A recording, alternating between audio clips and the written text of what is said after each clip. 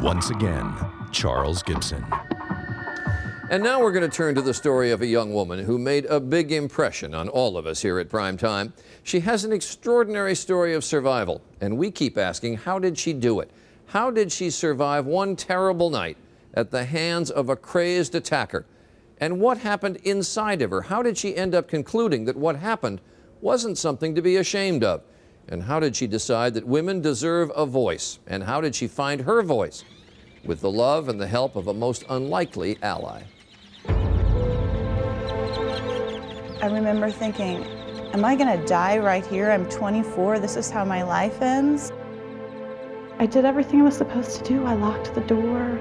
I had 2 deadbolts. I mean, I did everything right. A month ago, a monster left her with her face in the mud. Michael Kelly, a well-regarded, widely read columnist for the Omaha World Herald, writing a piece for his paper about the brutal rape of a young woman. Bridget, a first-grade teacher, was kidnapped by a stranger, robbed, shot repeatedly in the back, and left for dead. 5, 10, 15. This is Bridget, the young woman Michael Kelly was writing about. And this is a story of how the two of them, the teacher and the newspaper man, made something good out of something bad. It started at 3 a.m. on a summer morning. Bridget was alone in her apartment in Killeen, Texas. Her door double-bolted when she heard a loud bang. And I walked up to the door and looked out the peephole, and I watched a man run at my door and then kick my door in. He was a complete stranger with a gun, and he wanted money. So they headed in her car for a nearby ATM. As he's driving out of the parking lot, I'm just trying again to stay grounded and stay focused, and so I just started to pray, Hail Mary, full of grace. Out loud. Out loud. I think I wanted him to see me as something human. Bridget withdrew $200, hoping that would be the end of it, that the young man, he was only 18, would let her go. But he didn't. He forced her back to the car, always at gunpoint. He began driving away from where I lived, and I became more and more terrified. She tried to talk with him, saying she was a teacher. I said, I teach first grade at Fort Hood, and I love children's literature, and I said, were there any stories that were special to you when you were a little boy? I really loved Peter Rabbit. What were you thinking at that point? Did you? I was thinking maybe he's going to rape me, maybe he's going to kill me. They kept driving. He had a specific destination in mind, an empty field beside a subdivision. There was not a soul in sight. So I just have this mental image, this memory in my mind of coming to the edge of this subdivision and this darkness in front of me and thinking, oh my God, am I ever going to come out of this place where we're going? And I said aloud at that moment for some reason, I said, a lot of people love me.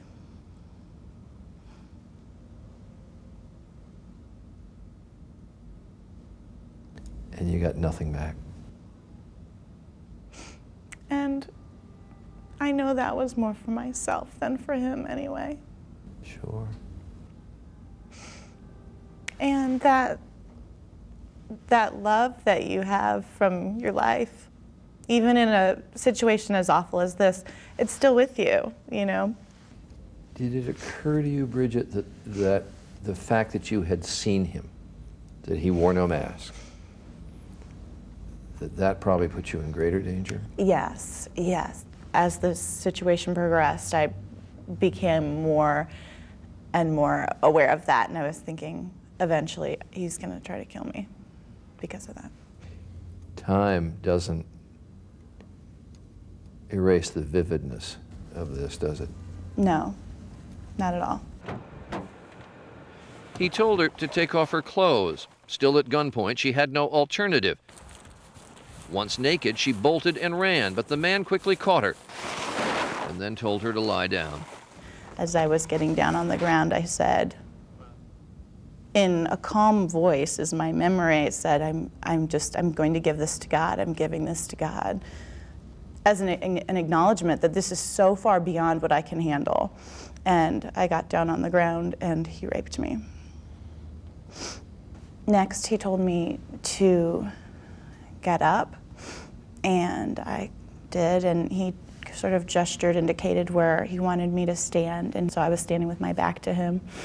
In less than a minute, he fired the gun.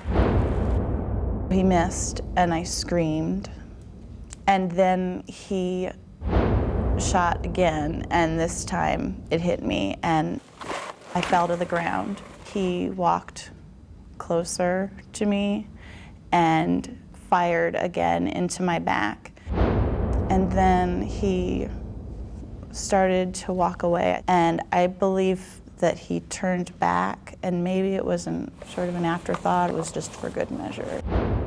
He shot me one more time.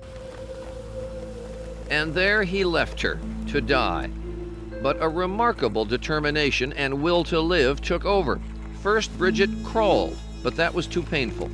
And I just started to say, please, God, just help me, please help me. And maybe it was adrenaline, maybe something else, who knows, but I ran. And I landed on the doorstep of the closest house that I could get to.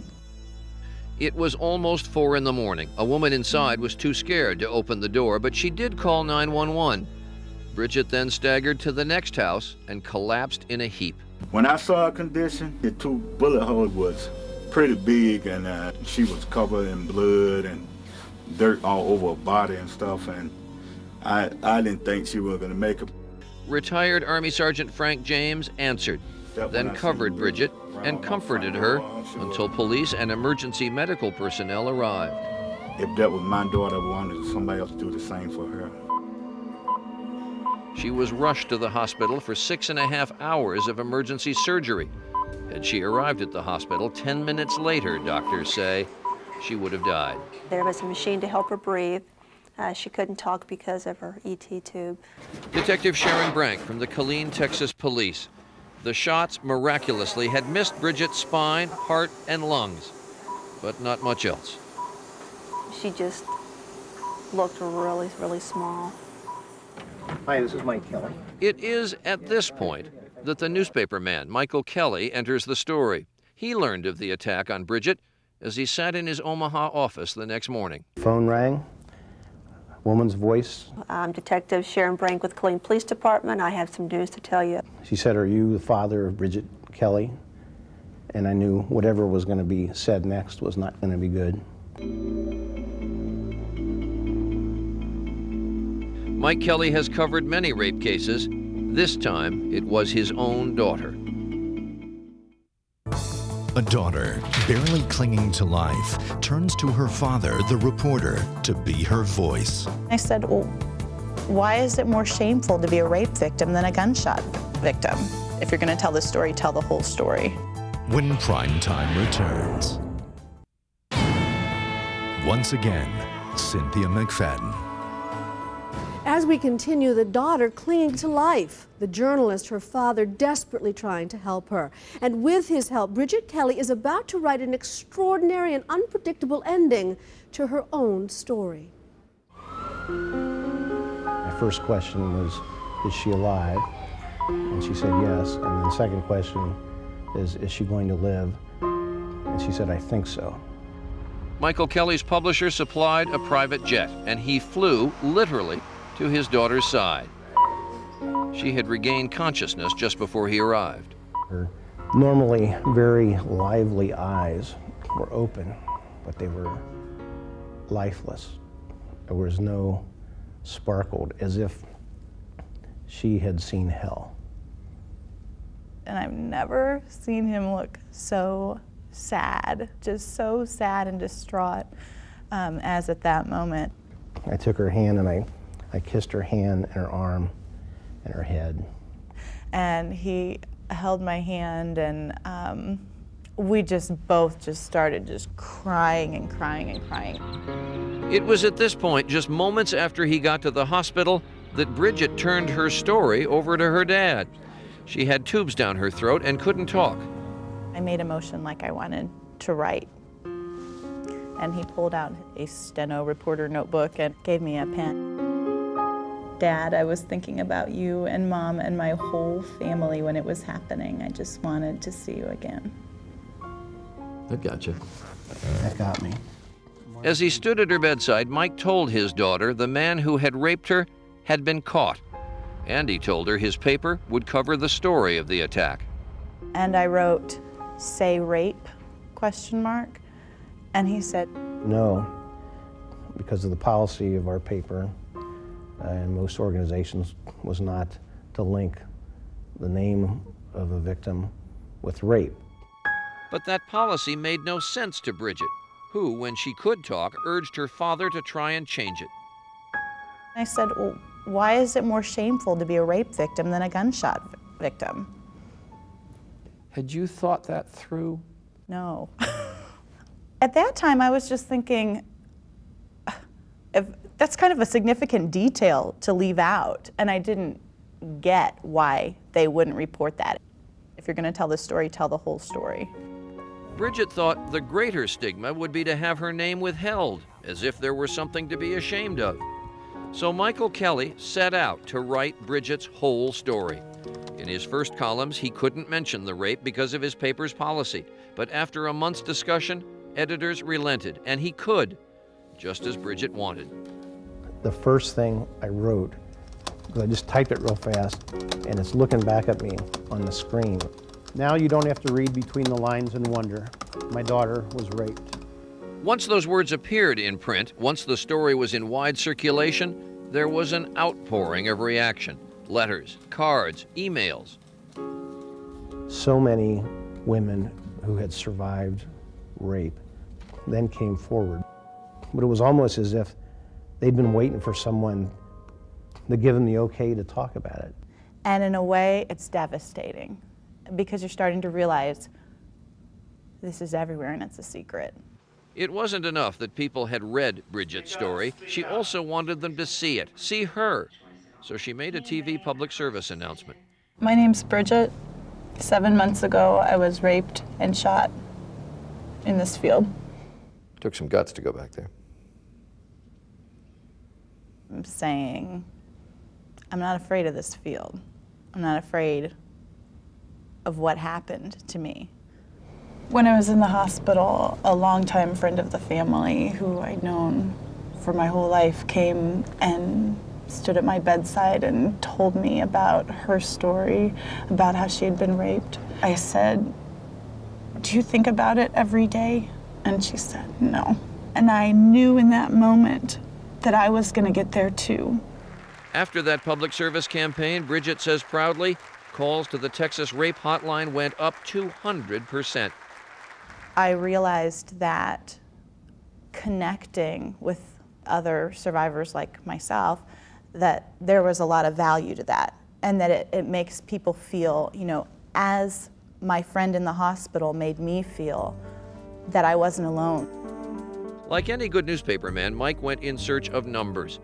There are almost 100,000 reported rapes every year, but it is estimated more than 60% of rapes are not reported, and 80% of rape victims are under 30.